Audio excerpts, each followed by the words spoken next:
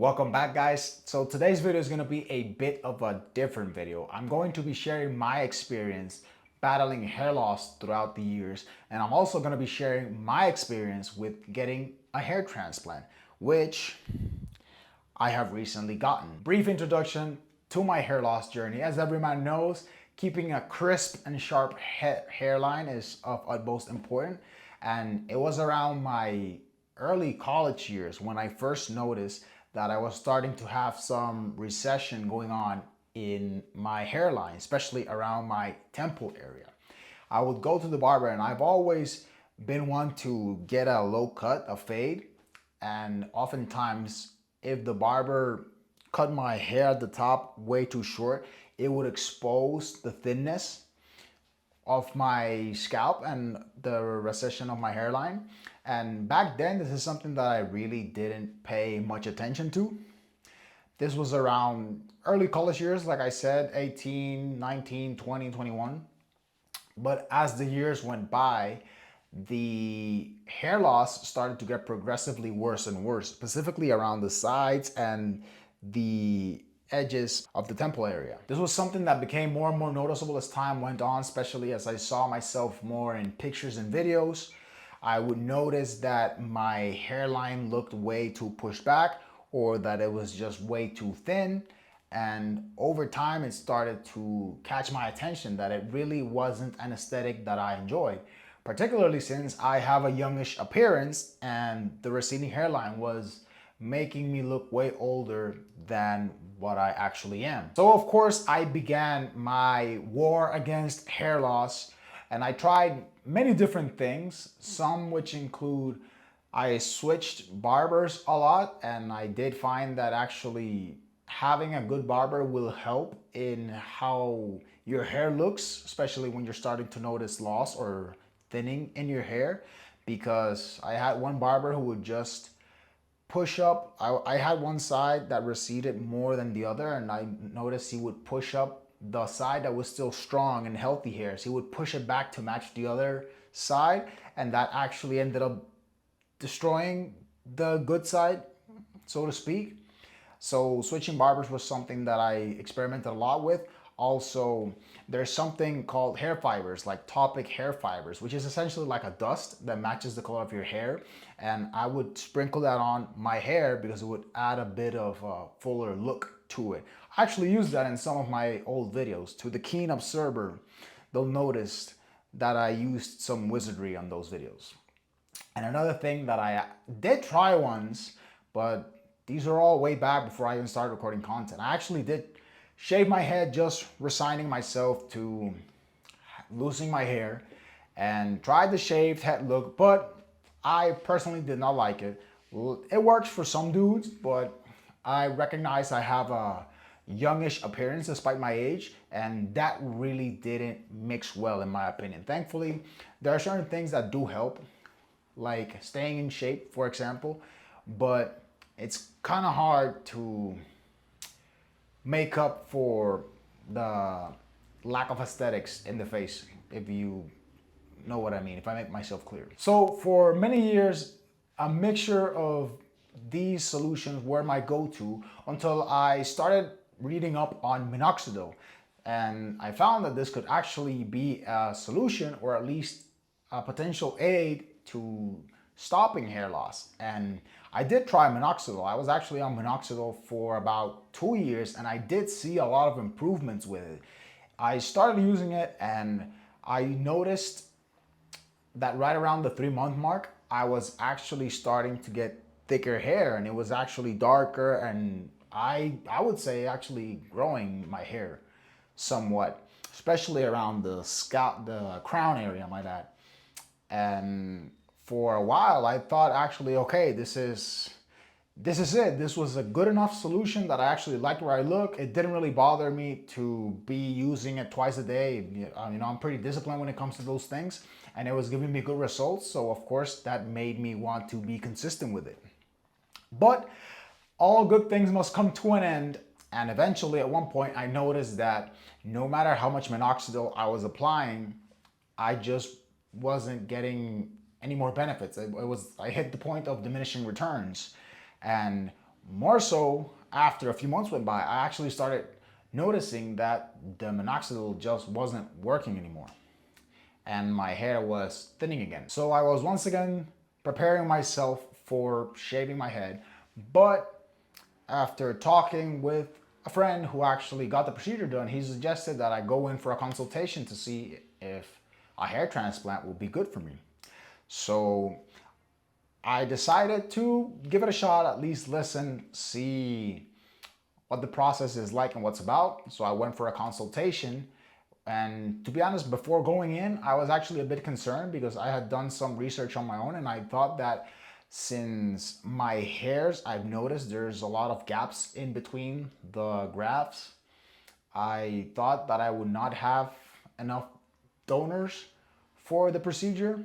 So that was something that I was using as an excuse as to not go because I thought it would not be worth it.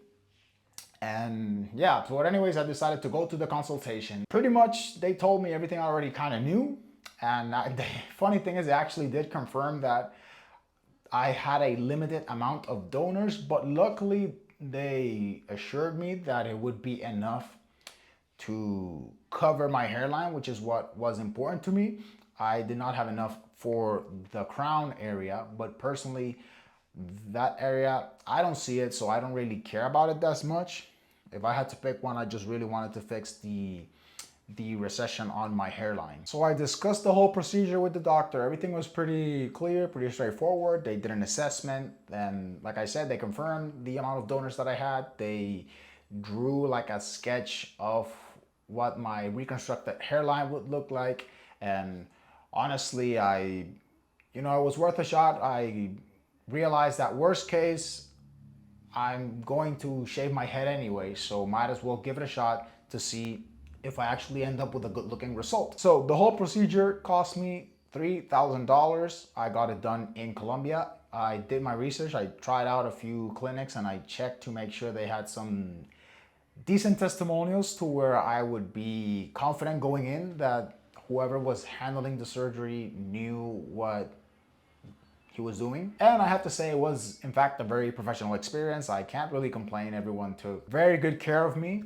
And on the day of the surgery, it was a 1-day surgery. The surgery was about 10 hours in length. And the number of extractions that were performed on me were about 2,000 grafts, which is, based on what the doctor told me, about the maximum that can be extracted on a single session, or close to the maximum, just because of the amount of pricking and needling that goes on. It's a lot of needles because they manually extract and then insert everything. So imagine manually plucking out 2,000 hairs and then slicing and inserting another 2,000 hairs. It took a long time. It's annoying to say the least, and just the fact that you have to stay still for most of it, because I was awake for pretty much all of the procedure. And sure, you can talk with the doctors and the nurses and watch TV, use your phone, but it's still 10 hours where you practically have to stay put with a lot of prickling your head. But with the anesthesia, it's very unlikely that you'll feel a lot of it. Really, it wasn't really that bad. The bad thing was just the length of it and just you trying to, it was just desperate to get it over with. So that was like a summary of the procedure. So right now, as you see me, I am 10 days after my procedure. I have some scabbing, as you can see on my headline and on the sides. I also had some minor scabbing on the back of my head. That it's a different type of scab than the one on the front, because the back of the head is the donor area. So those are like holes that fill up with the scab, and then the front is the scab where the graft was inserted. And I have some videos of how my real hair looked before the transplant that I took, just to show you guys, so you guys can see the truth of my hair. So I'm gonna put those here now so you guys can see, and I'll also include a few progress pictures of how I was after the surgery, because I did face some swelling in my face, which made me look like a Martian. So enjoy the clips. Okay, so this is pre-transplant. Not sure if the lighting's great here, but I'm going to try and show this is basically what my areas look like. The hairline is all messed up. As you can see, it's like here, it's really bad. And then I'm using the mirror. So here, also the temple area is pretty weak. That's a weaker side. Here on the other side as well. It's mainly just, hairline. If I grow my hair out, I can cover it pretty much. But if I really like just throw my hair back, you can see how bad it actually is. So mainly it's on the side. This is pretty thin, no matter like it's been like a month since I last had a haircut. And this area, that's about as much as it grows. You can see there's more hair on the back here. And sorry, apologies, because I'm using a mirror to get the right, and I have a privacy screen on my phone, so it's kind of hard. There's also like a bald spot here. That's pretty bad. This is, like I said, pre-transplant, just showing what I'm working with. And now I'm gonna show the backside. Hopefully it's catching some of it. If not, oh well, I'll do another take. And then here on the side, yeah, I think I have the same weakening on the temples, both sides. But yeah, that's it, pre-transplant.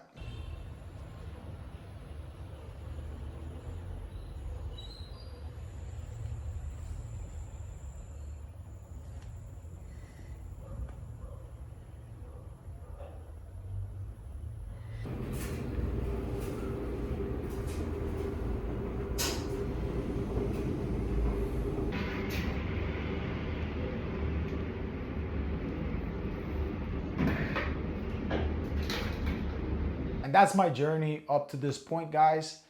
Like I said, it's been about 10 days now. I have been documenting everything so far just to keep record and share how the progress is going, maybe to provide information to someone who is possibly dealing with the same issue that I was, and I just want to provide information on a possible solution that, oftentimes I question whether it was a good decision or not. But we'll see if the end result is something that I'm particularly happy with. I do plan on making like a series of updates, like 3 months, 6 months, a year, just to track how everything goes, because I know the coming months I'm supposed to experience the hair loss phase where the inserted grafts fall out because of the trauma that the area was submitted to. But we'll wait to see how that goes. I also wanted to mention I did ask to record during the procedure, but unfortunately I was not allowed to, probably because I don't have enough subscribers yet, but one day I will. So yeah, that has been my journey up to this point, guys. Just wanted to share it with you. Hope you found it valuable. Hope that it at least brings some sort of guidance to one of you who is dealing with the same situation. Feel free to ask me any questions you might have in the comments below. I'll be more than happy to answer them. And as always, thank you so much for watching, and I will see you on the next one.